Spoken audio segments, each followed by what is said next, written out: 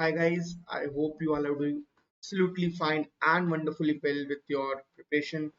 Welcome to our channel Judiciary Exam 360, a one-stop solution to cater all the needs of a judiciary aspirant. कैसे हैं आप लोग? I hope सब चंगे हो, सब बढ़िया हो, मस्ती कर रहे होगे और पढ़ाई तो जोर से कर रहे होगे।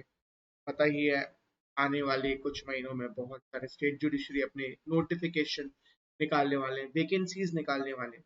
B prepared and to a lot of preparation. उससे भी ज्यादा जरूरी है ये ना हो कि आगे पढ़ते जाएं पीछे से ना हो, आगे पार्ट पीछे सपाट, ये नहीं होना चाहिए। So make sure that you do your revision properly and regularly. ठीक है, ऐसा नहीं हो कि हम एक दो महीने बाद वो सब्जेक्ट फिर से उठा रहे हैं, भूलने लगते हैं, राइट?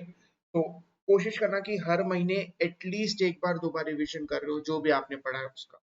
ठीक है, चलिए आज के सेशन में the main focus will be on section 53 to 106 of IPC. ठीक है, ये हमारे मेन फोकस में रहेंगे, हम इनको कंप्लीट करेंगे over the period of next 60 to 75 minutes.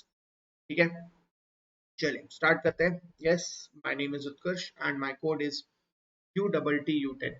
तो अगर आप कभी भी सब्सक्रिप्शन लेना चाहते हैं, बिल्कुल सब्सक्रिप्शन लीजिएगा। आप ये कोड यूज कर सकते हैं जिससे आपको 10% का डिस्काउंट, 10% का ऑफ मिलेगा। ठीक है, और सब्सक्रिप्शन ले लेना बिकॉज बहुत काम आएगा अभी रिवीजन के लिए। वहाँ पे रेगुलरली रिवीजन होता रहता है बहुत सारे सब्जेक्ट्स का। ठीक है, तो not only we teach but we also do regular revision. Fine, तो रिविजन सेशंस बहुत हेल्पफुल होते हैं। अलग अलग मंथ्स के प्लान हैं, be it 1 month, 3 month, 6 months, 12, 18, 24। You can go for any of the subscription, but to be very honest, it is advisable that you go for 12 months, 18 months या 24 months as per your complete convenience। 18 months या 24 months के लिए तभी जाना जब fourth year या fifth year में हो। ठीक है, उसमें भी मैं कहूंगा फोर्थ ईयर में। Fine, if you are in your fifth year, go for 12 months। अगर आप ग्रेजुएट हो चुके हो, go for 12 months। Fine, minimum, bare minimum मैं कहता हूँ 6 महीने, क्योंकि 6 महीने से कम में आप प्रिपरेशन कर ही नहीं सकते अगर आप अच्छे से प्रिपरेशन करना चाहते हो तो 6 months is the bare minimum. But कोशिश करो कि 12 का ही ले लो। ठीक है, क्योंकि प्राइस में ज्यादा अंतर नहीं आ रहा है, एवरेज कम ही हो रहा है, एवरेज मंथली कॉस्ट।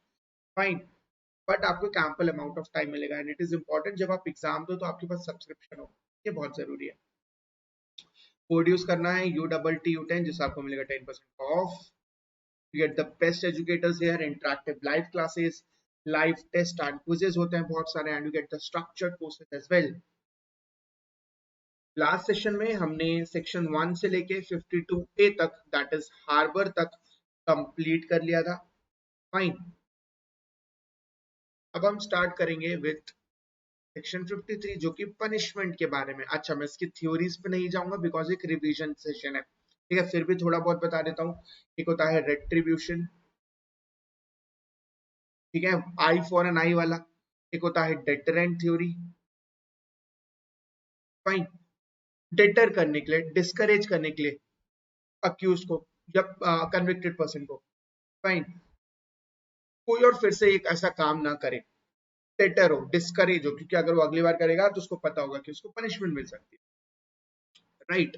एक होता है रिफॉर्मेटिव। तो इस तरह से कुछ कुछ थ्योरीज हैं, ये अपन जब मेंस का आंसर लिखते हैं ना तो अपने लिए इंपॉर्टेंट होता है। रिफॉर्मेटिव बेसिकली नॉट ओनली हम चाहते हैं कि वो व्यक्ति जेल में जाए, बट ये भी एक एम है कि जब वो व्यक्ति वापस आए तो एक रिफॉर्म्ड पर्सन की तरह आए, बिकॉज कभी ना कभी उसको सोसाइटी में वापस आना है और ये जरूरी है और ये अच्छा भी है। जब वो वापस आए तो वो एक रिफॉर्म्ड व्यक्ति हो। फाइन, वो थ्रेट टू सोसाइटी ना हो। ठीक है, हैबिचुअल ऑफेंडर जैसा ना बन जाए, जैसे अपन मूवीज में देखते हैं ना एकदम गुंडा, किसी ने वास्तव मूवी देखी हो तो उस टाइप का गुंडा ना। Fine,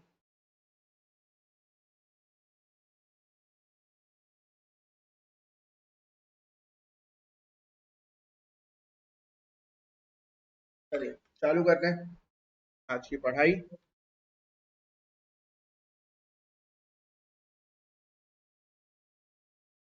yes, move to chapter 3 which talks about punishment.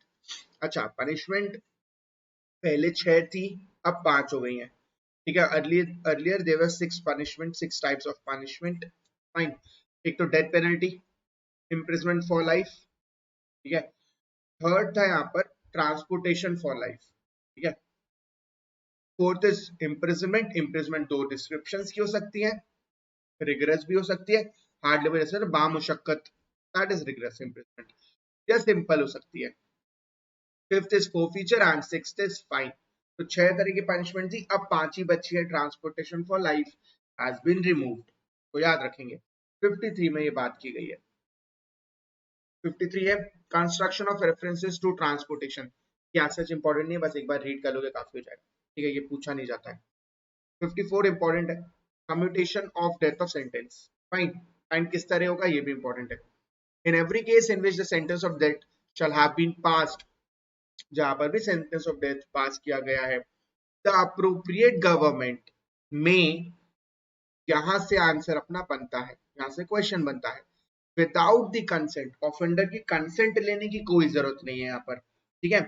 Without the consent of the offender commute the punishment for any other punishment by this court, ठीक है, कि हम चाहे मतलब अप्रोप्रिएट गवर्नमेंट चाहे तो डेफिनेटली मे, ठीक है, मे मतलब चाहे, without the consent of the accused, without the consent of the offender commute कर सकता है डेथ पेनल्टी से किसी भी और पनिशमेंट में कर सकता है, भले ही वो इम्प्रिजमेंट फॉर लाइफ हो, भले ही वो किसी तरह का इम्प्रिजमेंट हो जाए, फोर्थ फीचर हो जाए, फाइन हो जाए, उसमें कर सकता है कौन, appropriate government. Commutation of sentence of imprisonment for life, every in each case in which the sentence of imprisonment for life shall have been passed, याद रखना 54 में डेथ है, 55 में sentence for imprisonment for life है। The appropriate government may without the consent same है, commute the punishment for imprisonment either of either description for a term not exceeding 14 years, ठीक है।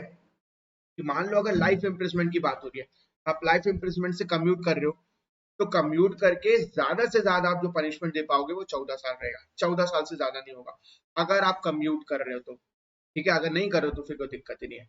कौन करेगा ये, अप्रोप्रिएट गवर्नमेंट। ये बहुत सेक्शन इंपॉर्टेंट है क्योंकि ये हमें बताता है कि अप्रोप्रिएट गवर्नमेंट कौन है, ठीक है। तो जो हम सेक्शन 54 55 में देखते हैं अप्रोप्रिएट गवर्नमेंट, अप्रोप्रिएट गवर्नमेंट, ये हमें बताता है कि अप्रोप्रिएट गवर्नमेंट है कौन एक्चुअली, ठीक है। तो इसलिए ये इंपॉर्टेंट है, और इसमें क्या इंपॉर्टेंट है, बस इतना, ये जो आप लाइन देख रहे हो ना इतनी सी, बस यही line important. In sections 54 and 55, the expression appropriate government means in cases where the sentence is a sentence of death or is for an offense against any law relating to a matter in which the executive power of the union extends to central government, otherwise जो होता है वो state government होता है, ठीक है। पहली line important है, डेफिनेशन ऑफ अप्रोप्रिएट गवर्नमेंट, ये सबसे ज्यादा इंपॉर्टेंट है। 57 में fractions of terms of punishment बताएं कि भाई अगर कभी हमें फ्रैक्शंस कैलकुलेट करना है तो याद रखना कि life imprisonment is equal to 20 years। ये क्वेश्चन बनता है कि दो तरह के क्वेश्चंस बन सकते हैं फ्रैक्शंस के बारे में, कौन सी सेक्शन में, 57, और उसमें क्या दिया है, life imprisonment is equal to 20 years। अच्छा, ये सिर्फ इस सेक्शन के लिए है, याद रखना लाइफ इम्प्रिजन का मतलब होता है ताम्र कैद, ठीक है, लाइफ इम्प्रिजमेंट ही है वो, ऐसा नहीं कि सिर्फ 20 साल है, but just for the sake of calculation यहां पर दिया गया है कि life imprisonment is equal to 20 years, तो इसको कंफ्यूज मत करना। 60, सेंटेंस में भी होली और पार्टली रिग्रेस और सिंपल, ठीक है। क्या हो सकता है भाई, अगर यहाँ पर रिग्रेस है तो ऐसा भी हो सकता है कि कंप्लीट रिग्रेस हो या पार्शली रिग्रेस हो, पार्टली बोलो पार्शली बोलो, या सिंपल भी हो सकता है, ठीक है। तो ये डिपेंड करता है completely on the court, fine, कि वो चाहे तो कैसा भी पनिशमेंट दे सकता है। In every case in which N offender is punishable with imprisonment which may be of either description, it shall be competent the court which sentences such offender to direct in the sentence that such imprisonment shall be wholly regress। अब जब आप sentencing करते हो ना तब आप ये चीज बताते हो कि क्या ये रिग्रेस है या क्या ये सिंपल है, अगर सिंपल है तो पूरी सिंपल है क्या, अगर रिग्रेस है तो क्या पूरा रिग्रेस है क्या। तो इस तरह से बताता है, कई बार क्या होता है मिक्स्ड हो जाता है कि 3 साल रिग्रेस 4 साल सिंपल, तो इस तरह मिक्स भी हो सकता है। अदरवाइज ये भी हो सकता है कि पूरा सिंपल हो, कि 3 साल पूरे के पूरे simple. It completely also depends upon कि ऑफेंस क्या है, पनिशमेंट कितना दिया गया, ठीक है। Yes, 63 is important, which talks about amount of fine. Where no sum is expressed to which a fine may extend, the amount of fine to which the offender is liable is unlimited, but it should not be excessive. जहां पर भी fine नहीं बताया गया है, ठीक है, कोई सम नहीं बताया कि इतना फाइन लगेगा, 1000 रुपए 2000, फाइन बताया नहीं गया, तो वहां पर कितना भी फाइन लग सकता है, it is unlimited, but it should not be excessive. ऐसा नहीं हो सकता कि मान लो कोई ऑफेंस किया, 188 का वॉल्यूशन किया है, ठीक है, ये नहीं हो सकता कि आप बोलो कि यार 50 लाख का फाइन है, ये नहीं हो सकता, it shall not be excessive. ठीक है, ऐसा नहीं होना चाहिए कि कुछ भी बोल दिया. Yes, the amount given is unlimited, आज सच बताया नहीं गया कि कितना अमाउंट होगा, बट वो एक्सेसिव नहीं होना चाहिए. आगे बढ़ते हुए 64, sentence of imprisonment for non payment of fine.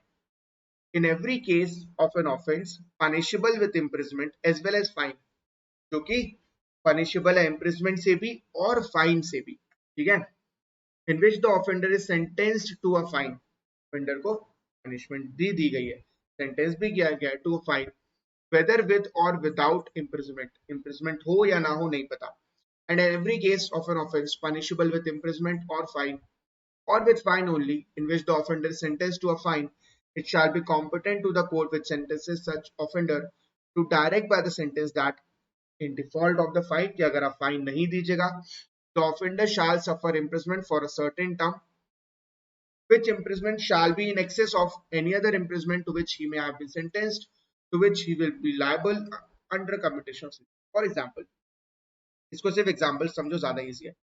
X है, उसको सजा हुई है, लेट्स से 4 years की, ठीक है, 4 साल की सजा हुई है, फाइन भी था, फाइन है अप्रोक्सीमेटली 1000 रुपए, उसको बोला गया भाई कि तुम्हें 1000 रुपए फाइन भी भरना है, ठीक है, और फाइन नहीं भरेगा तो आपको एक्स्ट्रा सजा होगी, एक्स्ट्रा इम्प्रिजनमेंट. अब जो आगे अपन देखेंगे तो वहां पे दिया गया कि 1/4 से ज्यादा नहीं हो सकता, तो 4 साल इज इक्वल टू 48 मंथ्स, इसका 1/4 क्या होगा, 12 महीने, तो 48 मंथ्स प्लस 12 मंथ्स एक्स्ट्रा होंगे, याद रखना, फाइन नहीं दोगे तो एक्स्ट्रा टर्म ऑफ इम्प्रिजमेंट होगा, ठीक है, ये नहीं कि उसी में समेट लिया जाएगा, नहीं, 4 साल प्लस 1 साल और, इसको याद रखेंगे. 65, limit to imprisonment for non-payment of fine when imprisonment and fine is awardable. The term for which the court directs the offender to be imprisoned in default of fine of a payment of fine shall not exceed 1/4. 1/4 से ज्यादा नहीं होना चाहिए जो कि imprisonment दिया गया. तो अगर तुम्हें 3 साल की सजा हुई है, तुम्हें फाइन भी लगा था, तुमने फाइन नहीं दिया, तो ज्यादा से ज्यादा तुम्हें 9 महीने की सजा और दी जा सकती है, क्योंकि 36 मंथ्स, 3 साल इज इक्वल टू 36 मंथ्स, उसका 1/4 कर लोगे 9 महीना, तो 3 साल प्लस 9 महीना, इससे ज्यादा नहीं, 1/4 से ज्यादा इम्प्रिजमेंट नहीं दिया जा सकता.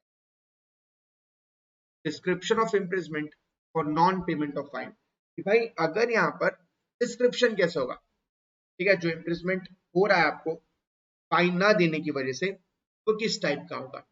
The imprisonment will the court which the court imposes in default of payment of fine may be of any description, कोई भी डिस्क्रिप्शन का हो सकता है, वो रिग्रेस भी हो सकता है, वो सिंपल भी हो सकता है, to which the offender might have been sentenced for the, हो सकता है कि मान लो उसको रिग्रेस पनिशमेंट हुई है, रिग्रेस इम्प्रिजमेंट हुआ है, तो कोर्ट बोले कि ठीक है, जो आपने फाइन नहीं दिया ना, इसके लिए भी आपको रिग्रेस इम्प्रिजमेंट ही मिलेगा, या मान लो सिंपल था तो सिंपल इम्प्रिजमेंट ही और जोड़ दिया गया, कुछ भी हो सकता है, इधर डिस्क्रिप्शन का हो सकता है वो. 7, imprisonment for non-payment of fine when offense is punishable with fine only.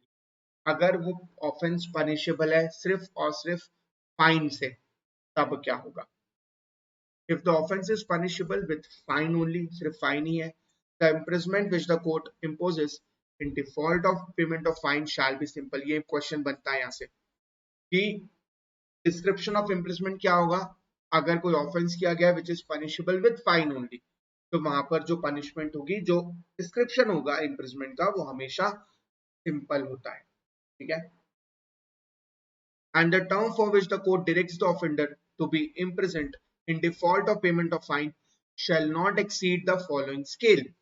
Scale भी बताया गया, for any term not exceeding 2 months when the amount of fine shall not exceed 50 rupees. मतलब if it is less than 50, 50 रुपए से कम का fine है तो not exceeding 2 months, 2 महीने से ज्यादा का इम्प्रिजमेंट नहीं होगा. सही बात है, बुरा भी नहीं है. बट सोचो तो, 1 महीने का इम्प्रिजमेंट 25 रुपए का, इससे ज्यादा तो इंसान वैसे ही कमा लेता है. सेकेंड क्या दिया है, अगर लेस देन 100 है, ठीक है, तो it would not be exceeding 4 months, और किसी भी हाल में 6 महीने से ज्यादा नहीं, for any term not exceeding 6 months in any other. ठीक है, तो कितना ही अमाउंट क्यों ना हो, any amount, it can not exceed, not exceeding 6 months.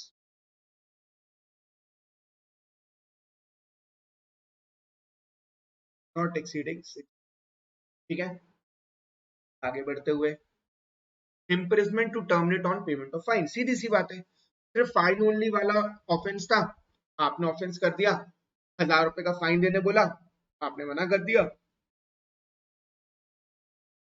उन्होंने आपको इम्प्रिजमेंट दे दिया. ठीक है, अब आपने सोचा यार दे देते, आपने तुरंत फाइन दे दिया. जैसे ही आपने फाइन दे दिया, आपको रिलीज कर दिया जाएगा, बिकॉज यहाँ पर इम्प्रिजमेंट तो आपको मिली नहीं है. इम्प्रिजमेंट क्यों मिले, क्योंकि फाइन ही दिया. अब जैसे ही फाइन दे दिया तो कुछ और करने की जरूरत ही नहीं है, फिर उनको आपको रखने की जरूरत है ही नहीं. Right. The imprisonment which is imposed in default of payment of fine shall terminate whenever that fine is either paid or levied by the process of law. Termination of imprisonment on payment of proportional part of fine. जैसे मान लो सजा हुई थी आपको, आपको सजा हुई है 4 महीने की, या मान लो सिर्फ फाइन ओनली वाला ऑफेंस है. ठीक है, फाइन था 100 रुपए का, फाइन 100 रुपए का था, तो क्योंकि आपने नहीं दिया तो आपको इम्प्रिजमेंट हो गया 4 महीने की. ठीक है, 2 महीने की इम्प्रिजमेंट आपने भुगत लिए. अब आपके पास किसी तरह 50 रुपए आ गए, आपने 50 रुपए दे दिए. क्या आपको तुरंत उसी टाइम छोड़ देना चाहिए? द आंसर इज यस, क्योंकि 100 रुपए के लिए कितना इम्प्रिजमेंट हो सकता है, ज्यादा से ज्यादा 4 महीने. 2 महीने आप ऑलरेडी रह चुके हो, 50 रुपए आपने जैसे ही दिए, आपको तुरंत तुरंत रिलीज करते हैं. Right. If before the expiration of the term of imprisonment fixed in default of payment, such a proportion of the fine be paid or levied that the term of imprisonment suffered in default of payment is not less than the proportional. Language में मत जाना, थोड़ा confuse किया गया है, उसकी कोई जरूरत नहीं है, जो एग्जांपल बताया उससे काम चल जाए. ठीक है, सीधा इलस्ट्रेशन देखना. कभी भी ऐसा लगे ना कि लैंग्वेज बहुत टफ हो रही है, वहां पे इलस्ट्रेशन है,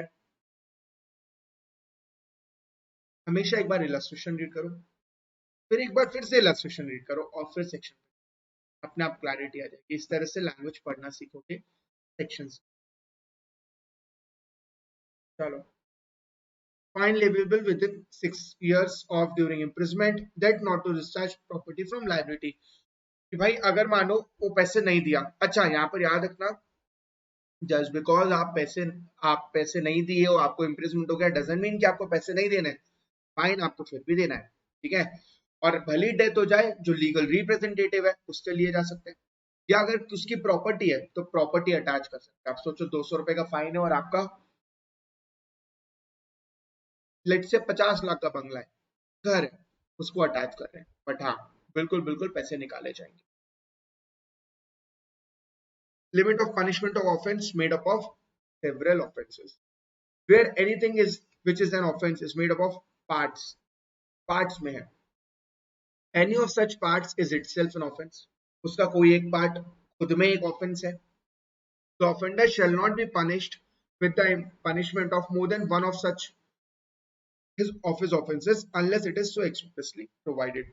मतलब बहुत ज्यादा पनिश नहीं करोगे, ऐसा नहीं होगा कि जैसे मान लो रॉबरी किया, रॉबरी में उसने क्या किया, थेफ्ट भी किया, फाइन, तो आप रॉबरी की भी पनिशमेंट दे रहे हो, फिर आप थेफ्ट की भी दे रहे हो, फिर आप ऐसी एक दो चीजों की और दे रहे हो, तो ये नहीं होगा. ऐसा नहीं होगा कि कैलकुलेट करते करते करते वो 25-30 साल की सजा दे दी आपने, ये नहीं होगा. ठीक है,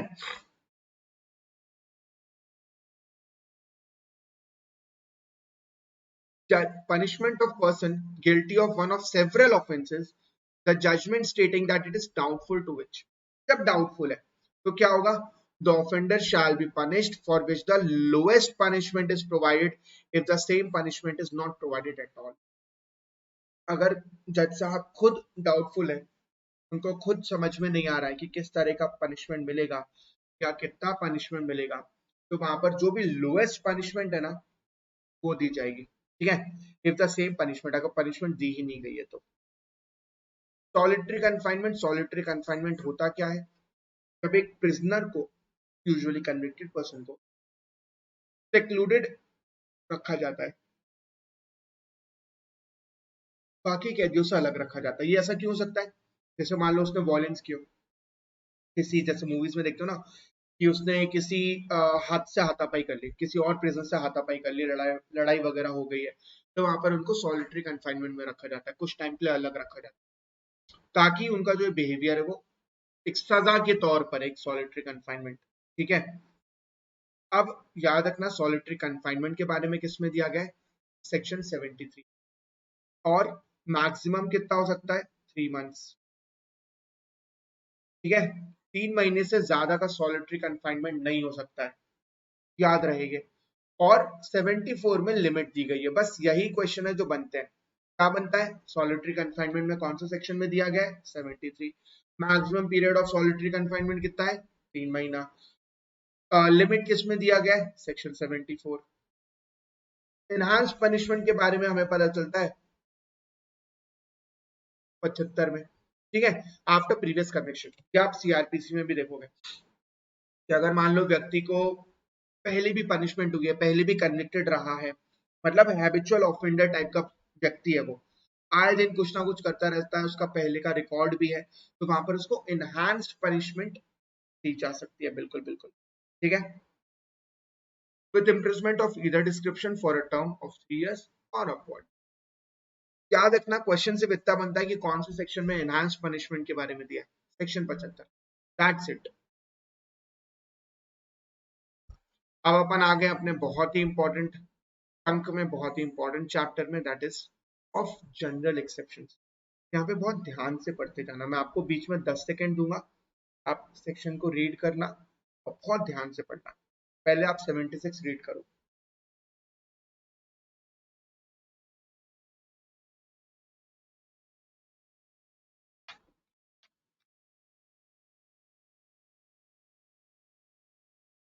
act done by a person bound और by mistake of fact believing himself to be bound by law, ठीक है।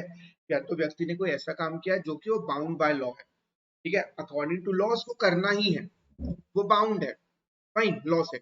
या तो उसने मिस्टेक ऑफ फैक्ट किया हो, जब उसको ऐसा लग रहा हो कि हाँ मैं ये कर सकता हूँ, मुझे ये काम करना है, और उसने कर दिया हो, बट यहाँ पर मिस्टेक ऑफ फैक्ट हो गया, ऐसा काम नहीं करना चाहिए था, ठीक है। Nothing is an offence which is done by a person who is or who by the reason of mistake of fact and not by mistake of law, please understand, यहाँ पर भी mistake of law का कोई excuse नहीं है, जैसे हर जगह mistake of fact का बिल्कुल बिल्कुल डिफेंस है, बट मिस्टेक ऑफ लॉ का कुछ नहीं। और मिस्टेक ऑफ फैक्ट का कैसा है? जिनको लगता है कि उन्होंने गुड फेथ में, उनके पास पावर है, he believes himself to be bound by law to do it, ठीक है। इसका एग्जांपल, इसका इलस्ट्रेशन देखोगे बहुत क्लैरिटी आएगी। A soldier fires on a mob by the order of the superior officer। Superior officer ने बोला, आपको तो पता है सुपीरियर ऑफिसर ने बोला, तो वहां पर बात माननी बच जाती है। In conformity with the commands of the law, he has committed no offense because he was bound by law। वो बाउंड था लॉ से और उसको ये काम करना ही था। He didn't have any option। B, an officer of court of justice being ordered by that court to arrest Y and after due inquiry, due inquiry किया। अच्छा, ड्यू इंक्वायरी से हमें पता चलता है कि गुड फेथ, ठीक है। गुड फेथ कौन से सेक्शन में डिफाइंड है? कमेंट बॉक्स में बताना है। Believing Z to be Y arrest Z, जहां पर ए ने कोई भी ऑफेंस नहीं किया है, क्यों? क्योंकि उसने ड्यू इंक्वायरी की थी। Yes, he was bound by law to do it, but यहाँ पर एक मिस्टेक ऑफ फैक्ट हो गई है, तो Y को अरेस्ट करना था, उसने गलती से Z को कर, तो मिस्टेक ऑफ फैक्ट डेफिनेटली है। एक्ट ऑफ जज, अच्छा 77 जो है ये जजेस के लिए बस. Nothing is an offense which is done by a judge when acting judicially in the exercise of any power which in good faith he believes in to be given to him by law. यहाँ पर एक question है जो आपको comment box में बताना है, answer मैं बिल्कुल करूंगा. ये है जैसे मान लो जजेस हैं, ठीक है, जज को एक असिस्टेंट चाहिए था और उन्होंने आपको बुलाया, उन्होंने आपका इंटरव्यू लिया और आपको बुलाया था, इंटरव्यू वगैरह प्रॉपरली हो गया और उन्होंने आपको सिलेक्ट नहीं किया. क्यों? क्योंकि आप उनको पसंद नहीं आया, आपका बिहेवियर बिल्कुल पसंद.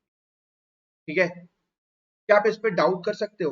क्या 77 के अंदर डिफेंस मिल सकता है इस चीज का? ये बताना है. Act done pursuant to the judgment और ऑर्डर ऑफ कोर्ट.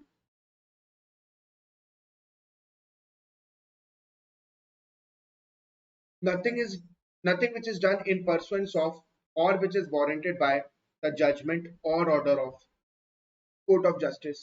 भाई कोर्ट ने अगर कोई ऑर्डर दिया है या जजमेंट दिया है और उसके परसुएंस में ये काम हुआ है, if done while such judgment or order remains in force is an offense.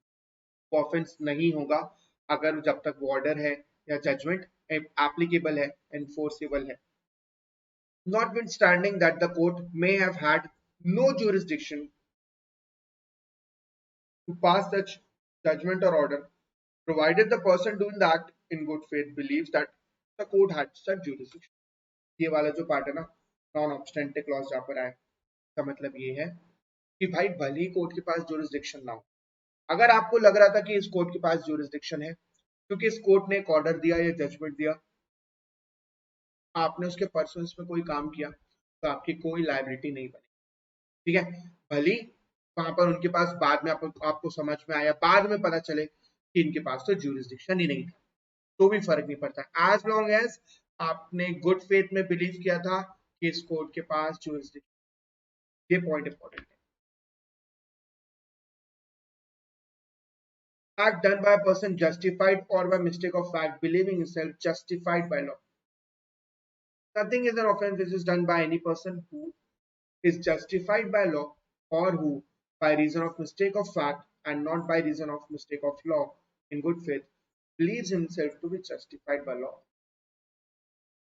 यहाँ पर आपको सिर्फ illustration. A sees Z commit what appears to A to be a murder. ठीक है, उसको लगा कि मर्डर कॉज किया गया. A, in accordance with his exercise to the best of his judgment, exerted in good faith of the power which the law gives to all persons of apprehending murderers in the fact, seizes Z. उसने Z को पकड़ लिया, उसको लगा Z ने murder किया है, तो सीज कर लिया, उसने पकड़ लिया. In order to bring Z before the proper authorities, ताकि Z को पुलिस के सामने लेके आया जा सके और उसको पनिशमेंट दिलवा सके, इसलिए उसने अरेस्ट कर लिया. Now A has committed no offense, though it may turn out that Z was acting in self-defense. भले ही बाद में समझ में आए कि Z was acting in self-defense, खुद को self defend कर रहा था, वो प्राइवेट डिफेंस एक्सरसाइज कर रहा था, बट ए बिल्कुल बिल्कुल जस्टिफाइड है उसको पकड़ने में, क्योंकि उसको ये लग रहा था, एक रीजनेबल एप्रीहेंशन था कि ये व्यक्ति मर्डर है और वो उसको एप्रीहेंड कर सकता है और प्रॉपर अथॉरिटीज के पास बिल्कुल से पहुंचा सकता है. Section 80 very important. Short notes यहाँ से बन जाते हैं. Accident in doing of a law. Nothing is an offense which is done by accident or misfortune. ये अपना पहला क्वेश्चन हो गया. And without any criminal intention or knowledge. ना कोई क्रिमिनल इंटेंशन थी, ना कोई क्रिमिनल नॉलेज था. ठीक है, और ये हुआ एक्सीडेंट से या मिसफॉर्चून से. उसके बाद जरूरी ये भी है कि वहां पर एक लॉफुल एक्ट किया गया हो, in a lawful manner, by lawful means and with proper care and caution. Proper care and caution था, आपने एक लॉफुल एक्ट किया है, लॉफुल मीन से किया है, लॉफुल मैनर में किया है. ठीक है, और आपका कोई क्रिमिनल इंटेंशन नहीं था, कोई क्रिमिनल नॉलेज नहीं. He is at a work with hatchet, the head flies off and kills a man who is standing by. Here, अगर यहाँ पे कोई प्रॉपर वांट ऑफ कॉशन नहीं था, कोई जरूरत नहीं थी केयरफुल होने की, तो वहां पर उसकी कोई लायबिलिटी नहीं।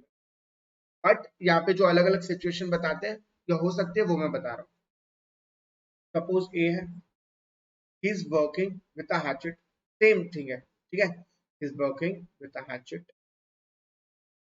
जो वो काम कर रहा है ना, ही is working near a play field, play field के पास काम कर रहा है जहां पे बहुत सारे बच्चे हैं और वो खेल रहे हैं, राइट। अब ये हैचेट क्या होता है, एकदम से निकल जाता है,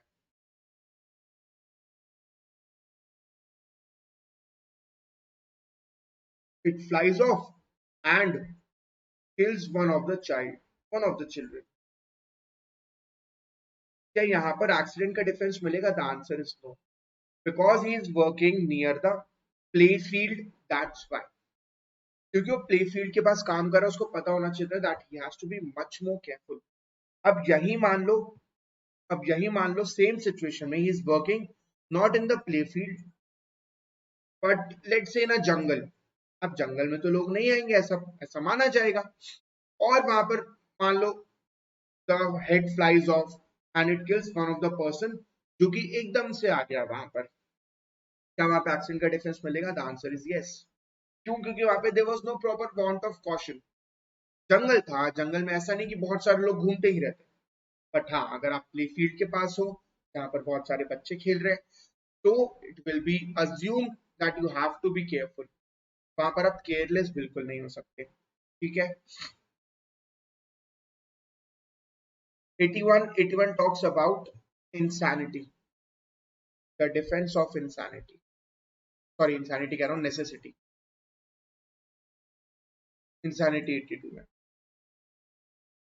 Nothing is an offense merely by reason of it being done with the knowledge that it is likely to cause harm. Fine, if it be done without any criminal intention, कोई criminal intention नहीं था, to cause harm, and in good faith for the purpose of preventing or avoiding other harm or person or property। ठीक है, यहाँ पर एक case law हमेशा याद रखेंगे, R versus Dudley and Stephens, जहां पर बताया गया था कि self preservation is not an absolute defence, ठीक है। Just because you want to preserve yourself doesn't mean कि you can do anything, and it does not include killing another person. आप किसी और व्यक्ति को मारकर अपनी जान तो बिल्कुल नहीं बचा सकते, ठीक है। यहाँ पर क्या हुआ था, तीन व्यक्ति थे और एक बच्चा था जिसका नाम था पार्कर। पार्कर जो था थोड़ा कमजोर था और ये लोग सेक्लूड हो गए थे, ठीक है, अलग अलग हो गए थे, मतलब जो उनकी मेन बोर्ड थी उससे अलग हो गए थे, चार लोग थे। तो एक ने आइडिया दिया, ठीक है, तीनों को, कि भाई अपन ऐसा करते हैं, पार्कर को मारते हैं और उसको मार के अपन जी जाएंगे, वो तो वैसे ही मर जाएगा कुछ दिनों में अगर नहीं मिला कुछ तो। फाइन, इसको मारेंगे अपन, खा लेंगे इसको और अपन बच जाएंगे।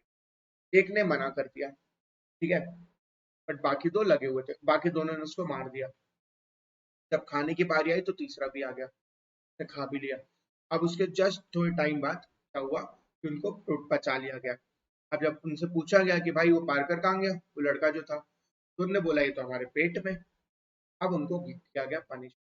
ये एक बहुत डिबेटेबल केस है कि क्या ऐसी सिचुएशन में अगर उन्होंने मारा है तो क्या सेल्फ प्रिजर्वेशन के लिए ये सही नहीं था? सबके सब मर जाते, इससे बेटर था कि एक मर जाए, क्योंकि एनीवेज मरने वाला था अगर एक दो दिन कुछ और हेल्प नहीं आती तो, because they had nothing nothing to. तो एक बहुत डिबेटेबल पॉइंट ऑफ लॉ, ठीक है, ये बहुत डिबेटेबल रहा है हमेशा से। Explanation: it is a question of fact. In such a case, whether harm to be prevented or avoided was of such a nature and so imminent as to justify or excuse the risk of doing the act, with the knowledge that it was likely to cause any harm. For example, एक और example हूं तो suppose एक बहुत बड़ी सी ship है ए, ये एकदम टाइटैनिक टाइप, जिसमें अप्रोक्सीमेटली 1000 लोग हैं, there are 1000 person in it, 1000 लोग हैं यहाँ पर। फाइन, अब क्या होता है, without any fault of the captain, बिना उसकी फॉल्ट के ये लोग अपने आप को एक सिचुएशन में पाते हैं जहां पर उनके पास दो ऑप्शन, ठीक है, कि सामने एक बोट भी है और एक शिप है। जो शिप सी है इसमें अप्रोक्सीमेटली 100 लोग होंगे, जो बोट है बहुत छोटी लग रही है, मुश्किल से 10 से 20 लोगों, ठीक है। इनके पास दो ऑप्शन है, या तो सीधे चलते जाओ भगवान का नाम लेते हुए और दोनों को टक्कर मार दो, तो बी भी जाएगी और सी भी जाएगी, सब चले जाएंगे, ए रह जाएगा बस। या तो मोड़ो, तो ऐसा मोड़ोगे कि या तो बी को टक्कर मारो या तो सी, दोनों में से कुछ एक होगा। तो कैप्टन डिसाइडेड, यहाँ पे उसका कोई क्रिमिनल इंटेंशन नहीं था, उसका ऐसा कुछ हार्म करने का कॉज नहीं था, बट क्योंकि सिचुएशन ऐसी थी, he wanted to prevent the greater harm. Greater harm क्या होता कि 100 लोग मर जाते, इससे बेटर है कि छोटी वाली बोट को टक्कर मारो। तो क्या किया, बी को टक्कर मारी, which resulted in 10 deaths, 10 लोगों की हत्या हो गई, 10 लोगों की डेथ हो गई। फाइन, क्या यहाँ पर नेसेसिटी का डिफेंस लिया जा सकता है? The answer will be yes. Why? Because situation was like that कि आपको छोटा गलत करना पड़ा to prevent a greater harm. Definitely यहाँ पे गलत हुआ, कुछ व्यक्तियों की जान गई, बट ये जो गलत हुआ है it was done to prevent a greater harm, greater harm ना हो, इसीलिए ये चीज हुई है। फाइन, इसलिए ये चीज हुआ है कि ज्यादा गलत ना हो जाए, इसलिए हमने छोटा सा गलत कर दिया, इसलिए हमने थोड़ा सा गलत कर दिया है। राइट, आगे बढ़ते हुए 82 इज अबाउट इन्फेंट्स, 82 एंड 83।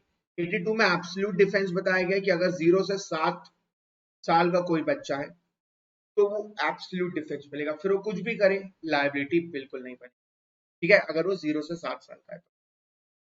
83 में act of a child above 7 and under 12 year of immature understanding, मतलब यहाँ पे क्या था 82 में 0 to 7, 83 में क्या है 7 से 12, कि अगर वो 7 से 12 साल का बच्चा है तो हम वहां पे क्या देखेंगे कि क्या उसके पास मैच्योरिटी है कि नहीं। 0 से 7 वालों को बोला जाता है डोली इनकेपेक्स, मतलब incapable of forming a criminal intention, right. 83 में द प्रिजम्पशन इज, 83 में प्रिजम्पशन होता है that child is mature, court will assume, court will presume that the child is mature, yes, definitely that this can be reverted, तो revert किया जा सकता है, और अगर जो अक्यूज की साइड है तो अगर प्रूव कर देती है कि नहीं the child is not mature enough, उसको नहीं पता है उसने क्या कर दिया है, then in that case defence मिल सकता है अंडर 83। बट अगर कोई डिफेंस नहीं लिया जाता है तो अपन क्या मानेंगे that the child is mature. तो कोर्ट जो प्रिजम्पशन के साथ आता है वो ये है that the child is mature. अगर आप इससे कॉन्ट्ररी प्रूफ करना चाहते हो तो वो आपको प्रूफ करना पड़ेगा, ठीक है। 84 act of a person of unsound mind, यहाँ पे याद रखना मैग्नोटन्स रूल लगता है, यहाँ पर भी सेम चीज है, the law will always presume कि सारे व्यक्ति सेम है, साउंड माइंड के। अगर आप चाहते हो डिफेंस लेना 84 के अंदर तो आपको प्रूव करना पड़ेगा कि आप अनसाउंड माइंड के हो, कोर्ट तो प्रिज्यूम करेगा कि सब सेम है, ठीक है।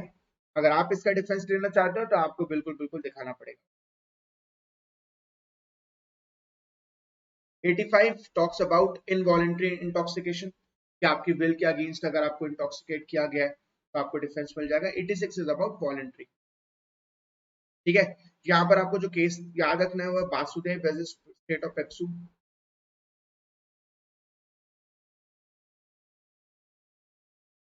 ठीक है, and the other cases of DPP versus Beard, ये दोनों वॉलंटरी इंटॉक्सिकेशन के cases. Moving to 87, 87 talks about acts not intended and not known to be likely to cause death or grievous hurt done by consent, ठीक है, अगर consent से किया गया। यहाँ पर 87 टॉक्स अबाउट कंप्लीट कंसेंट, अगर कंसेंट के साथ किया गया तो क्या होगा। अब इसका बहुत सिंपल एग्जांपल देख सकते हो, अगर आपने ब्रदर्स मूवी देखी हो तो, ठीक है, जिसमें अक्षय कुमार और सिद्धार्थ मल्होत्रा है, फाइन, वहां पे वो बाइक बॉक्सिंग होती है ना, स्ट्रीट फाइट होती है, उस चीज को आप, उस चीज का एग्जांपल आप यहाँ पर ले सकते हो, उस चीज से आप रिलेट कर सकते हो, ठीक है। Nothing which is not intended to cause death, intention नहीं है डेथ कॉज करने का या ग्रीवियस हर्ट का, and which is not known by the doer to be likely to cause death और ग्रीवियस हर्ट, ना मेरा इंटेंशन है डेथ कॉज करने का या ग्रीवियस हर्ट करने का, ना मुझे नॉलेज है कि भाई इससे डेथ कॉज हो सकती है या ग्रीवियस हर्ट हो सकता है। Is an offence by reason of any harm which it may cause और it be intended by the doer to cause to any person above 18 years of age। ये जरूरी है कि जो एज है वो 18 साल से ज्यादा की होनी चाहिए। हु हैज गिवन कंसेंट, ये भी जरूरी है कि कंसेंट दी गई हो। 18 के ऊपर है, उसने अपनी कंसेंट दी है, मेरा इंटेंशन नहीं था डेथ कॉज करने का, ग्रीवियस हर्ट का, मुझे नॉलेज भी नहीं थी कि क्या उसकी डेथ कॉज हो जाएगी या ग्रीवियस हर्ट हो जाएगी। ये सारे पॉइंटर्स इंपॉर्टेंट है। अब जो कंसेंट है वो एक्सप्रेस भी हो सकती है, लाइट भी हो सकती है। टू सफर दैट हार्म और by reason of any harm which it may be known by the doer to be likely to cause to any such person who has consented to take the risk of that harm। उसको पता नहीं था कि ऐसा कुछ हो भी सकता है। ठीक है, A and Z agree to fence each other for amusement। मजाक के लिए लड़ाई करनी थी, ठीक है, सिर्फ मजे के लिए। The agreement implies consent of each of person to suffer any harm which in the course of such fencing may be caused without foul play। Without foul play, जैसे अगर किसी ने अपने मूवी देखी हो तो वहां पे बॉबी देओल की आंख में क्या होता है, पेस्ट डाल दिया जाता है, कुछ डाल देते हैं जिससे कुछ दिखाई ना दे। This is a part of foul play, right. And if a while playing fairly hurts Z, A commits, क्यों? क्योंकि उसने यहाँ पे कंसेंट दी थी। क्यों? क्योंकि यहाँ पे 18 साल के ऊपर था। क्यों? क्योंकि उसका इंटेंशन नहीं था डेथ कॉज करने का या ग्रीवियस हर्ट का। ना उसको नॉलेज थी कि यहाँ पर डेथ या ग्रीवियस हर्ट हो जाएगा। 88 act not intended to cause death done by consent in good faith for person's benefit। यहाँ पर क्या हुआ है, ठीक है, इंटेंशन नहीं है डेथ कॉज करने का, कंसेंट ली गई है, गुड फेथ में काम किया गया है for persons benefit. Nothing which is not intended to cause death, there was no intention to cause death, is an offense by reason of any harm which it may cause or be intended by the doer to cause or be known by the doer to likely to cause to any person for whose benefit it is done in good faith। ठीक है, ये doctors के लिए अच्छा खासा काम कर जाता है। And who has given consent, जैसे होता है ना कोई भी ऑपरेशन है तो वहां पे कंसेंट फॉर्म में साइन कराया जाता है, भाई कल के दिन तुम्हें कुछ हो गया तो तुम हमारे अगेंस्ट ही केस ना करते हो। ठीक है, whether expressed or implied, to suffer that harm or to take the risk of that harm। Example बढ़िया कि मान लो सर्जरी की गई है, कंसेंट लेके की गई है, उसके बेनिफिट लेके की गई है, और मान लो कुछ ऐसा वैसा हो जाए और उसकी जान चली जाए, तो यहाँ पर डॉक्टर वोंट बी लायबल। क्यों? क्योंकि उसका इंटेंशन नहीं था डेथ कॉज करने का और उसने गुड फेथ में किया है और कंसेंट लेके किया है। A surgeon knowing that a particular operation is likely to cost death, serious situation है, क्रिटिकल सिचुएशन है, अगर नहीं किया तो डेथ कॉज हो जाएगी, फाइन, इस तरह की सिचुएशन थी।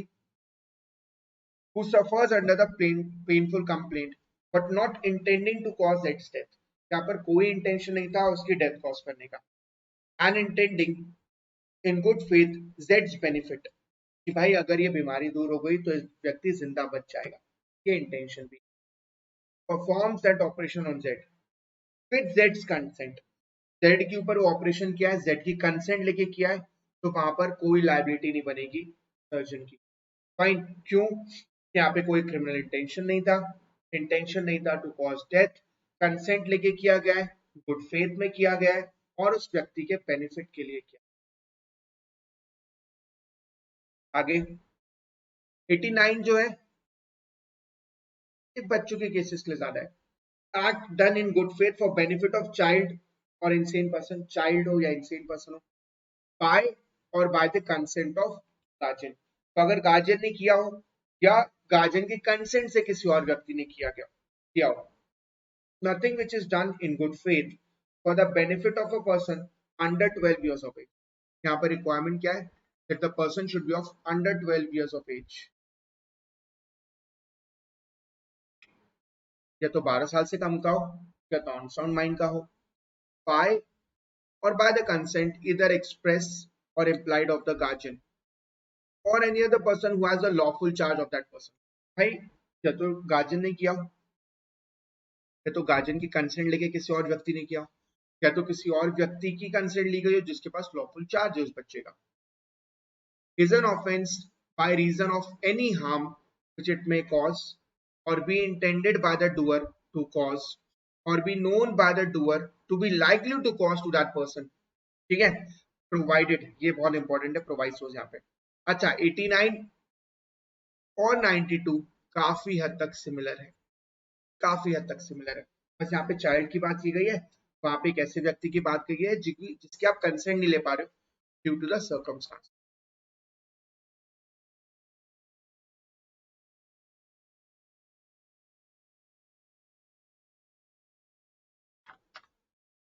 प्रोवाइसो that this exception shall not extend to intentional causing of death।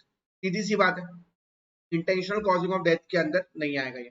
तो अगर आप इंटेंशनली डेथ कॉज कर रहे हो तो बिल्कुल डिफेंस नहीं ले पाओगे। और to attempt to cause death, ठीक है, कॉजिंग ऑफ डेथ हो या अटेम्प्ट टू कॉज डेथ हो, दोनों चीजें आएंगी। सेकंड प्रोवाइसो में क्या है, does not extend to doing anything which the person knows likely to cause death for any purpose other than preventing of death or grievous hurt or the curing of any grievous disease। ठीक है, कि भाई मान लो अगर death cause हो जाए, हमारा intention नहीं था, बट हमने ऐसा क्यों किया, क्योंकि हम यहाँ पे किसी ग्रीवियस डिसीज या इन्फर्मिटी से बचा रहे थे, फाइन, या हम उसको डेथ से बचा रहे थे, प्रिवेंट कर रहे थे उसकी डेथ या ग्रीवियस हर्ट। थर्ड क्या है, voluntary causing of grievous hurt. Fourth is shall not extend to abatement of any offense to the committing of which offense it would not extend। मतलब मैं खुद कुछ नहीं कर रहा हूं, मैं सिर्फ अबेट कर रहा हूं, तो तुम अबेट भी नहीं कर सकते हो। ठीक है, ये नहीं होगा कि भाई मैं तो अबेट कर रहा था ना, मैंने थोड़ी कुछ किया, ये नहीं है। अबेटमेंट करोगे तो भी लायबल हो। A in good faith for its child's benefit without its child's consent has its child cut for a stone by a surgeon knowing that it is likely that the operation might cause the child's death। But यहाँ पर क्यों किया जा रहा है, ताकि उसको safely बचा लिया जाए, इसलिए स्टोन की सर्जरी हो रही है। एंड यहाँ पर कोई इंटेंशन नहीं था to cause the death of the child. ठीक है, is within its exception in as much the object was to cure the child। जहां तक हमारा इंटेंशन है यहाँ पर, ठीक है, कि उसकी जान बचा ली जाए, फाइन, उसकी जो भी डिजीज है उसको क्योर कर लिया जाए, वहां तक उसको बिल्कुल बिल्कुल डिफेंस मिलेगा। आगे 19 में सिर्फ इंपॉर्टेंट है कि कंसेंट कब नहीं होगी ये बताया गया। Consent known to be given under fear और मिसकंसेप्शन, तो अगर फियर और मिसकंसेप्शन में तो वैलिड कंसेंट नहीं होगी। अ consent is not such a consent as it intended by any section of this code if the consent is given by a person under fear of injury। डराया गया, धमकाया गया कि देखो यार मैं तुम्हारा ऑपरेशन कर रहा हूँ, चुपचाप से कंसेंट दे दो, नहीं दोगे ना तो अभी तुम्हारे सारे तार काट दूंगा, ठीक है, अभी तुम्हारा गला काट दूंगा अगर तुम नहीं।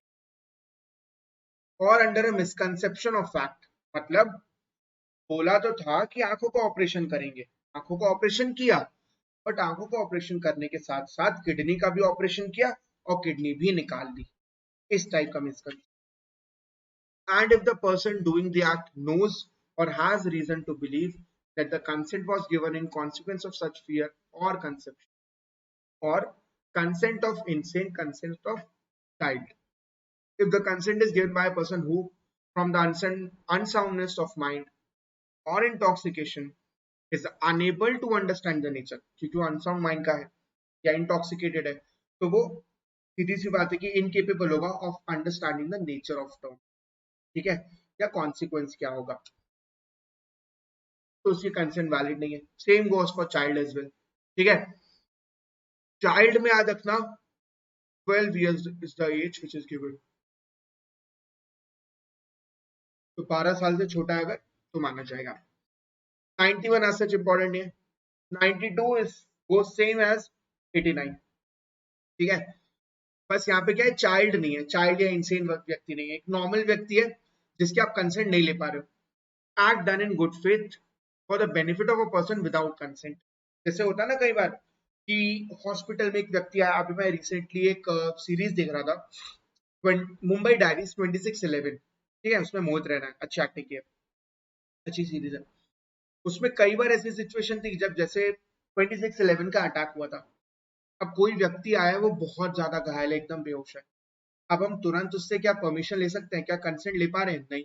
हो सकता है उसके जो भी रिलेटिव्स हैं, जो भी गार्जियन है या जो भी व्यक्ति है, वो भी ना आ पाए तुरंत, और हमने अगर तुरंत ऑपरेशन नहीं किया तो पक्का पक्का इसकी डेथ हो जाएगी। अब ऐसी सिचुएशन में जो डॉक्टर्स है वो क्या करेंगे? वो 92 का डिफेंस ले सकते कि हमने जो भी किया है उस व्यक्ति के बेनिफिट ने किया है, भले हम उससे कंसर्न नहीं ले पाए, क्योंकि हमें पता था कि अगर हमने ऑपरेट नहीं किया तो डेफिनेटली डेथ है। अगर हम ऑपरेट करेंगे तो चांस है कि वो बच जाए, अदरवाइज तो डेफिनेटली डेथ है। And there is no time to get the consent, क्योंकि वो तो बेहोश है। अगर हम उसके रिलेटिव के लिए वेट करेंगे तो लेट हो सकता है, right? Nothing is an offense by reason of any harm which it may cause to a person for whose benefit it is done in good faith. जिसके बेनिफिट लिए किया गया है गुड फेथ में, even without that person's consent, if the circumstances are such that it is impossible for that person to signify consent. क्योंकि वो बेहोश है, अब बेहोश है तो कंसेंट कैसे देगा? बली नहीं है वहां पर। Or that if the person is incapable of giving consent and has no guardian or other person lawful charge of him from whom it is possible to obtain consent in time for the thing to be done with benefit, तो वहां पर आप बिल्कुल बिल्कुल operate कर सकते हो। Fine, प्रोवाइसोस दिए गए, इंटेंशनल कॉजिंग ऑफ डेथ नहीं होगा, ठीक है। कोई ग्रीवियस डिजीज है इन्फर्मिटी के लिए तो कर सकते हो। Intentional causing of grievous hurt नहीं होगा, अबेटमेंट नहीं होगा, ये सारी चीजें। 93 is important to talks about communications made in good faith. ये प्री में पूछा जाता है कई बार। Communications made in good faith are given under which section? यहाँ पे याद रखेंगे 93।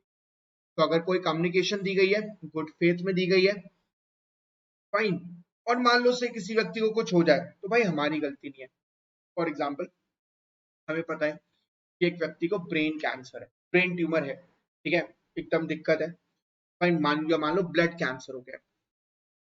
हमें पता है कि यार ये बहुत सीरियस चीज है, हो सकता है कि उसकी तबीयत खराब हो जाए, हो सकता है कि उसको कुछ हो जाए।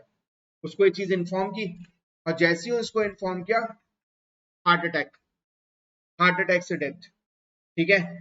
अब यहाँ पर एक चीज समझना जरूरी है कि हमने ये जो भी कम्युनिकेशन किया है वो हमने गुड फेथ में किया, फाइन।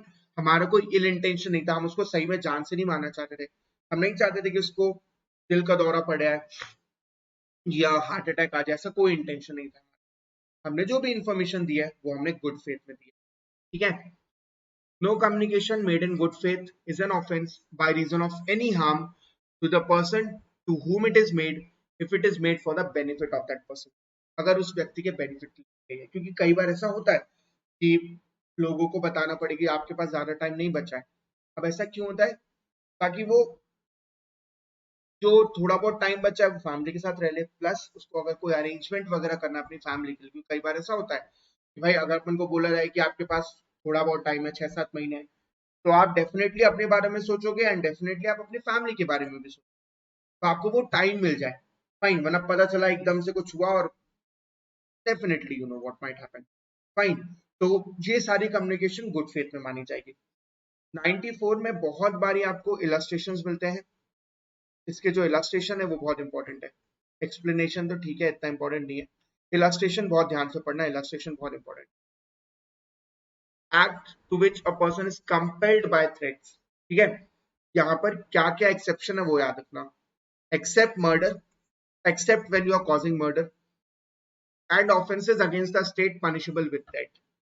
कि मान लो offenses against state which are punishable with death, इन दोनों का एक्सेप्शन है, ठीक है। कि आप ना तो मर्डर कर रहे हो ना कोई ऐसा ऑफेंस कर रहे हो अगेंस्ट द स्टेट जो कि पनिशेबल विद डेथ है। तब nothing is an offence which is done by person who is compelled to do, जिसको मजबूरी में करवाया जा रहा है। जैसे मान लो आपकी एकदम है ना सर पे रखा हुआ है बंदूक, और उन्होंने बोला कि ऐसा करो ताला तोड़ो, अगर तुमने ताला नहीं तोड़ा तो मैं तुम्हें जान से मार दूंगा। ताला तोड़ा है तुमने, this is not causing murder, this is not an offence against state which is punishable with death, fine. तो यहाँ पर ये आपका कोई ऑफेंस नहीं माना जाएगा, क्यों? Because you are compelled to give and you are compelled to do an act and you are threaten. अब यहीं पे मान लो अगर आपको बोला जा रहा है ऐसे एकदम सर पे बंदूक रख के और आपको एक बंदूक दी गई कि इसको शूट करो, अगर शूट नहीं किया तो मैं तुम्हें शूट कर दूंगा, और आपने शूट कर दिया, उसकी डेथ हो गई, तो आप इस चीज का डिफेंस नहीं ले पाओगे, because it does not extend to causing death और offences against the state which are punishable with death. ठीक है, इन दोनों का एक्सेप्शन है, इसके अलावा अगर आपने कोई भी एक्ट किया है तो आपको वहां पर आप बच सकते हो। ठीक है, इस बात को याद रखना। which at the time of doing it reasonably caused the apprehension that instant death, ये जरूरी है कि अगर मैंने ये काम नहीं किया ना तो इंस्टेंट डेथ हो जाएगी, to that person will otherwise be the consequence। दूसरा कॉन्सिक्वेंस क्या है? सीधे death. provided the person doing the act did not on his own accord or from a reasonable apprehension of harm to himself short of instant death place himself in a situation in which he became a subject to such constraint। मतलब वो जानबूझ के यहाँ पे नहीं फंसा था, ऐसी सिचुएशन हो गई है कि वो फंस गया है। ठीक है, ये चीज याद रखना। Explanation one, a person who of his own accord by reason of threat of being beaten joins a gang of dacoits। बहुत मारूंगा तुझे अगर तूने ज्वाइन नहीं किया तो उसने ज्वाइन कर लिया डकैट्स को, फाइन, और उसको पता भी है कि ये लोग कैसे हैं, is not entitled to the benefit of this exception on the ground of his having been compelled by his associates to do anything which is an offense। तो अगर मान लो उसको बाद में कंपेल किया जाता है कि ये करो वो करो, तो वहां पर वो इस सेक्शन का डिफेंस नहीं ले पाएगा, बिकॉज उसने अपनी मर्जी से गैंग ऑफ डकैट्स को ज्वाइन किया है। Explanation two is important. A person seized by a gang of dacoits and forced by threat of instant death, कि अगर तुमने ये काम नहीं किया तो instant death is the result। To do a thing which is an offense by law, for example Asmit, ये बहुत बार पूछा जाता है, प्लीज इसको याद भी रख लेना अगर याद भी रख सकते हो।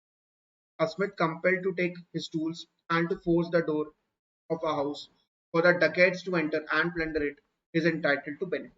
क्यों? क्योंकि ना तो उसने यहाँ पे मर्डर किया, ना उसने यहाँ कोई ऑफेंस किया against the state, and here there was a threat कि इंस्टेंट डेथ हो जाएगी। ठीक है, फाइन, तो यहाँ पर उसको डिफेंस मिल जाएगा।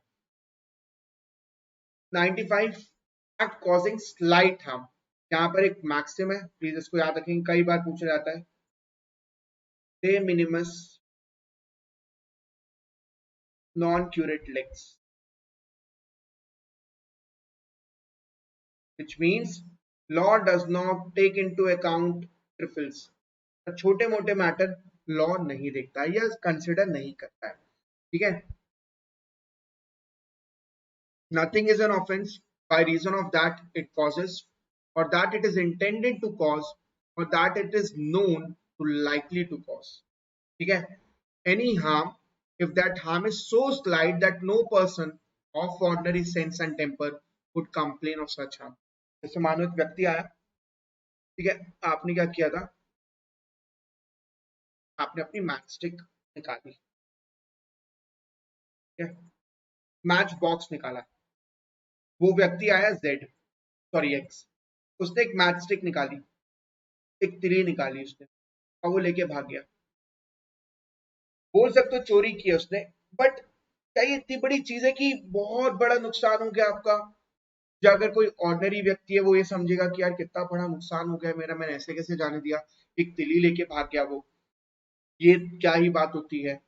अब एक नॉर्मल व्यक्ति जो है वो इस चीज में केस नहीं करेगा, कोर्ट का टाइम वेस्ट नहीं करेगा, अपना टाइम वेस्ट नहीं करेगा, क्योंकि उसको पता है it is not of such relevance, इतनी इंपॉर्टेंट चीज नहीं है ये, बहुत ही छोटा हार्म है, नेग्लिजिबल हार्म है, राइट। चलो, अब आ रहे अपन राइट ऑफ प्राइवेट डिफेंस में।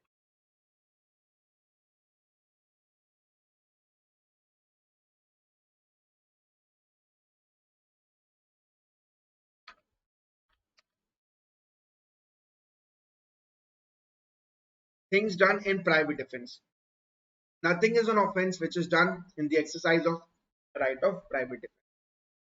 कोई भी ऑफेंस नहीं है विच इज डन प्राइवेट डिफेंस के एक्सरसाइज में। तो अगर मैं खुद को प्राइवेट डिफेंड कर रहा हूं तो वहां पर कोई भी ऑफेंस नहीं होगा।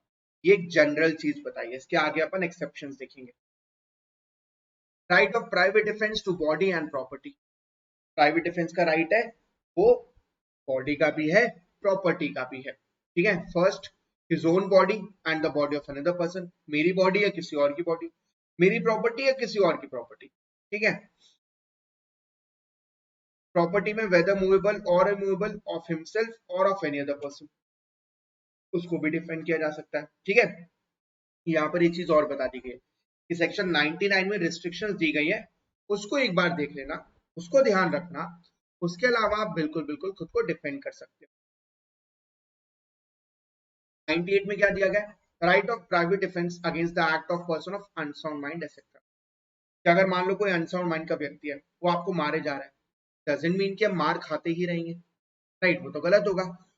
हम क्या कर सकते हैं, हम खुद को डिफेंड कर सकते हैं बिल्कुल। यहाँ पर अगर वो हमें मार रहा है, डेफिनेटली उसकी लायबिलिटी तो नहीं बनेगी, क्योंकि वो तो इंसानिटी का डिफेंस ले लेगा, बट हम क्यों मार खाएं उससे, हम क्यों जबरन में मार खाते रहेंगे, then definitely we have a right of private defence against the person of unsound mind as well, ठीक है। When an act which would otherwise be a certain offense is not that offense, ठीक है, कोई ऐसा act जो कि एक offence होता बट वो ऑफेंस नहीं है, क्यों, by the reason of youth, मतलब infancy, the want or maturity of understanding, the unsoundness of mind, or the intoxication of the person doing that act, or by reason of any misconception on the part of that person, every person has the same right of private defense against that act which he would have had if the act were that offense. मतलब अगर कोई व्यक्ति आपको मार रहा है, बेवजह मार रहा है, ऐसा नहीं कि आप मार खाते रहोगे, आप खुद को डिफेंड कर सकते हो। अगर वो अनसाउंड माइंड का है तो भी कर सकते हो, अगर वो ड्रंक है तो भी आप कर सकते हो, अगर वो चाइल्ड है तो भी आप कर सकते हो। हम ऐसा मानेंगे कि वैसा ही राइट है आपका जैसा कि होता अगर ये एक ऑफेंस होता। अब ये ऑफेंस क्यों नहीं है, क्योंकि एक ऐसा व्यक्ति कर रहा है जिसको डिफेंस मिल रहा है इंटॉक्सिकेशन का, इनफैंसी का, इंसैनिटी का, इसलिए बच रहा है, अदरवाइज तो ये ऑफेंस होता, राइट। इलस्ट्रेशन एक बार रीड कर लेंगे फटाफट से। 99 में दिया गया अपन को एक्सेप्शन, क्या है, रिस्ट्रिक्शन दिया गया, प्राइवेट डिफेंस का पूरा पूरा रिस्ट्रिक्शन दिया है इसमें। There is no right of private defense against an act which does not reasonably cause the apprehension of death or of grievous hurt if done or attempted to be done by a public servant। मतलब अगर कोई public servant है, वो कोई act कर रहा है, ठीक है, विच इज नॉट कॉजिंग डेथ और ग्रीवियस हर्ट, तो आप प्राइवेट डिफेंस एक्सरसाइज नहीं करो। Acting in good faith, good faith में काम कर रहा है under the colour of his office, तो पावर दी गई है इसलिए कर रहा है, दो that act may not be strictly justifiable by law. अब यहाँ पर याद करो स्टेट वर्सेस जॉली एलपी, जब वो एनकाउंटर कर रहे होते हैं, तब क्या वो good faith under the colour of his office आएगा, आंसर इज ठीक है, क्योंकि वो गुड फेथ में नहीं किया गया। जो सेकंड पार्ट है, ये वाला पार्ट सेम चीज है, बस यहाँ पे क्या बोला गया है, ऐसा कोई व्यक्ति जो कि डायरेक्शन ऑफ पब्लिक सर्वेंट में काम कर रहा है, पब्लिक सर्वेंट ने जिसको डायरेक्शन दी हो कि आपको ये काम करना है और वो काम कर रहा है, गुड फेथ में काम कर रहा है, ठीक है। Extend to which the right may be exercised, the right of private defense in no case extends to inflicting of more harm than it is necessary to inflict for the purpose of defense। Obvious सी बात है, ये जो पूरा right है ये खुद को डिफेंड करने के लिए, ये अटैक करने के लिए कभी भी नहीं है, और क्योंकि अटैक करने के लिए नहीं है तो आप उतना ही पावर यूज करोगे, आप उतनी ही फोर्स यूज करोगे जितना जरूरी है आपको खुद को डिफेंड करने के लिए। यहाँ पे कभी भी पर्पस नहीं है कि आप किसी को हार्म करो। Explanation one, a person is not deprived of the right of private defense against an act done or attempted to be done by a public servant as such, unless he knows or has reason to believe that the person doing the act is a public servant। अगर उसको नहीं पता तो खुद को बिल्कुल defend कर। Explanation two, a person is not deprived of right of private defense against an act by the direction of the public servant। Again same चीज, ठीक है। कुछ है, इसको आप सेक्शन को एक बार रीड कर लेना, ठीक है, आई थिंक इसमें कुछ चीजें मिसिंग है। Fine. 100, when the right of private defense of body extends to causing death, यहाँ पे याद रखना 100 talks about private defense of body, 103 में अपन देखेंगे private defense of property, ठीक है। the right of private defense of the body extends under the restrictions mentioned in the last preceding section। 99 का restriction हमेशा है to the voluntary causing of death or of any harm to the assailant if the offense which occasions the right of the exercise of the right free of any of the descriptions hereinafter enumerated. ठीक है, कि अगर ये सारी चीजों में से कुछ हो रहा है आपके अगेंस्ट, तो आप बिल्कुल दूसरे व्यक्ति की जान तक ले सकते हो, दूसरे व्यक्ति की हत्या तक कर सकते हो, फाइन, डेथ भी कॉज कर सकते हो। फर्स्ट इज जिससे एप्रीहेंशन ऑफ डेथ हो, फाइन, जिससे लग रहा हो कि यार डेथ माइट बी कॉज्ड, या डेथ कॉज किया जा सकता है उस चीज। Second is of grievous hurt. Third is of rape. ठीक है, death, grievous hurt, rape, gratifying unnatural lust, kidnapping हो या एबडक्शन हो। Sixth is with the intention of wrongful confinement.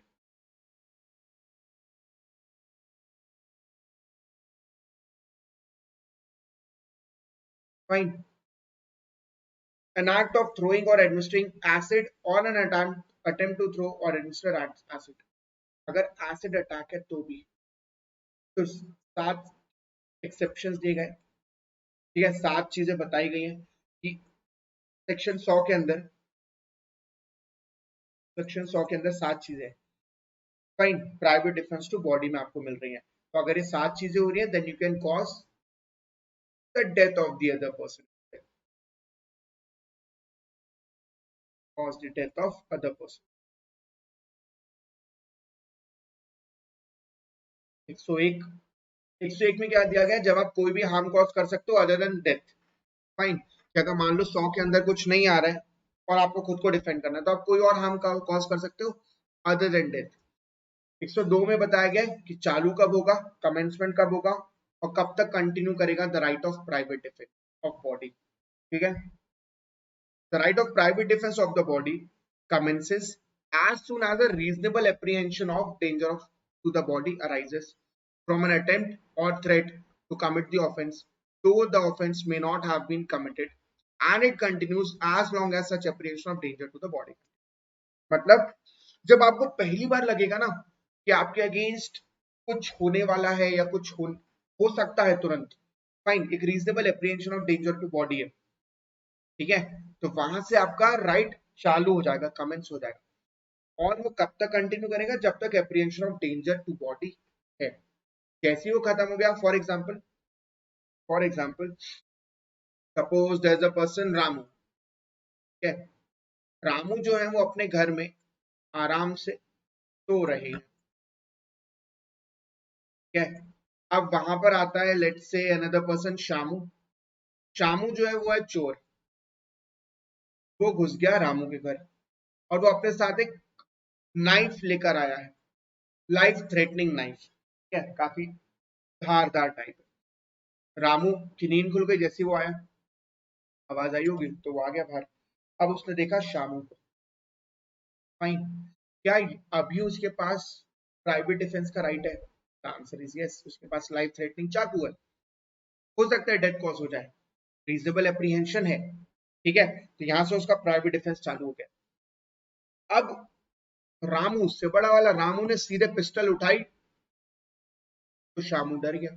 अब शामू भाग रहा है और रामू ने शूट कर दिया शामू। जब वो भाग रहा था तब क्या यहाँ पर राइट ऑफ प्राइवेट डिफेंस था? आंसर इज नो, क्योंकि जब उसने शूट किया तब कोई डेंजर नहीं था, कोई भी डेंजर नहीं था रामू के ऊपर, ठीक है, एप्रीहेंशन ऑफ डेंजर बिल्कुल नहीं था।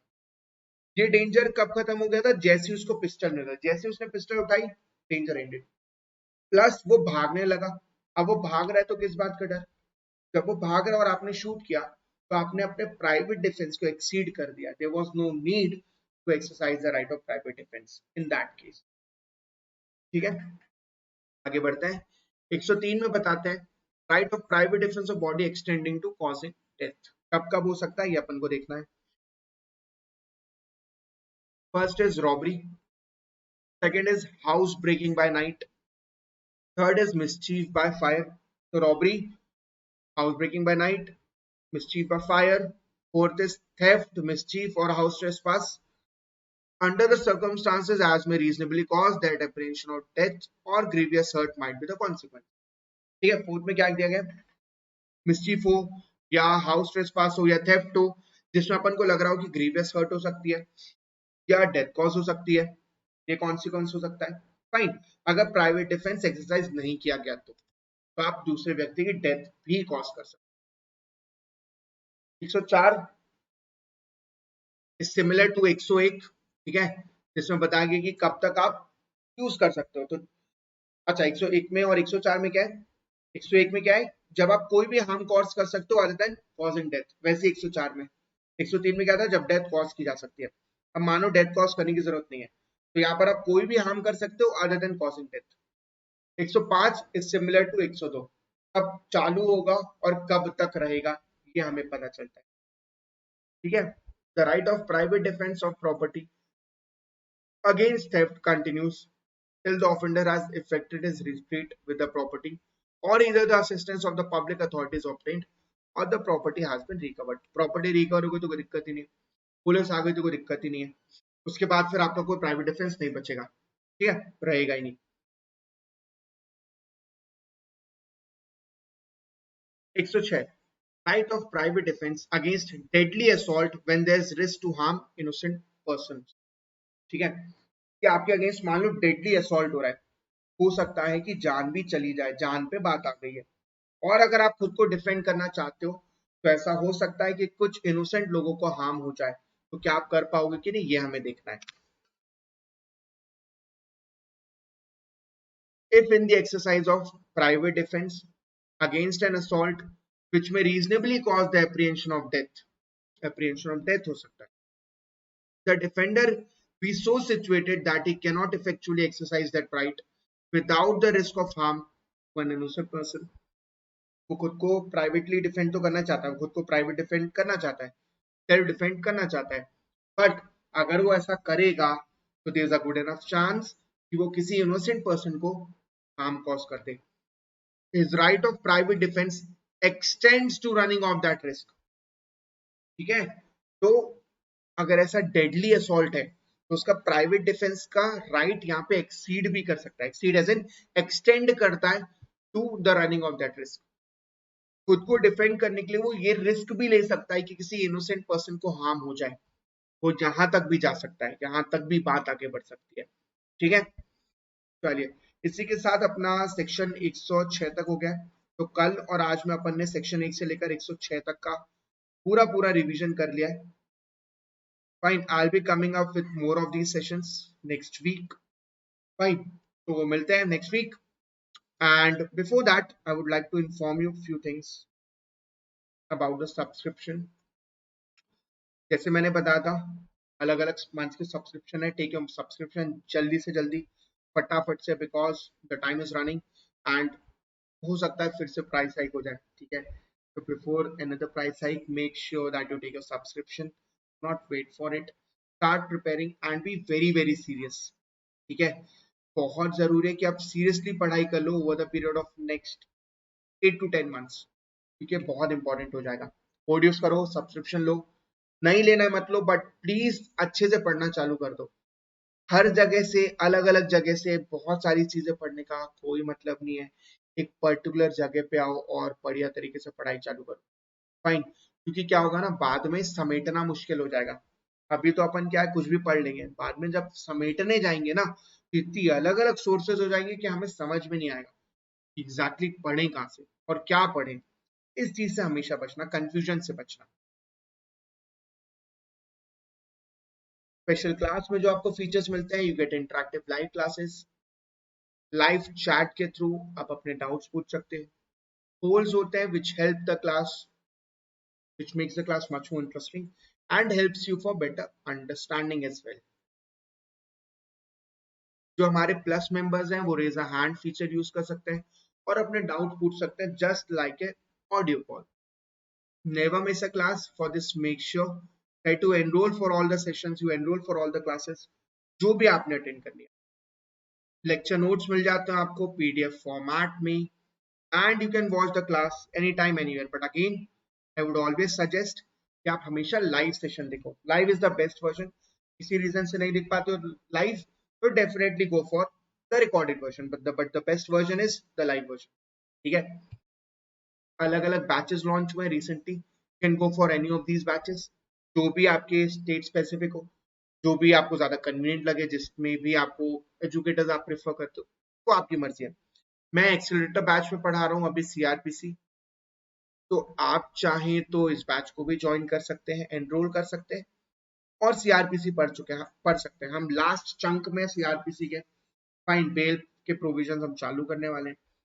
तो मेक श्योर कि आप जल्दी से सब्सक्रिप्शन लो, एनरोल करो और बढ़िया तरीके से पढ़ाई चालू करो। Do not waste for too much time, because इतना टाइम बचा नहीं है, to be honest. Time is really running. Law for all 1.0 ये बैच अभी चालू हुआ था लास्ट मंथ 22 सितंबर को। इसमें आप एनरोल कर सकते हैं। तो प्रोसीजर क्या है, यू हैव टू फर्स्ट एक subscription, then enroll for the batches और धड़ल्ले से बहुत सीरियसली बहुत मजेदार तरीके से पढ़ाई चालू करनी है। सेशन अच्छा लगे तो please do like it and do share with your friends as well. कोई डाउट हो तो कमेंट बॉक्स में पूछना, I will definitely reply to it. Fine, आज नहीं तो हो सकता है कल, कल डेफिनेटली रिप्लाई करूंगा। Thank you so much, stay safe and have a good day.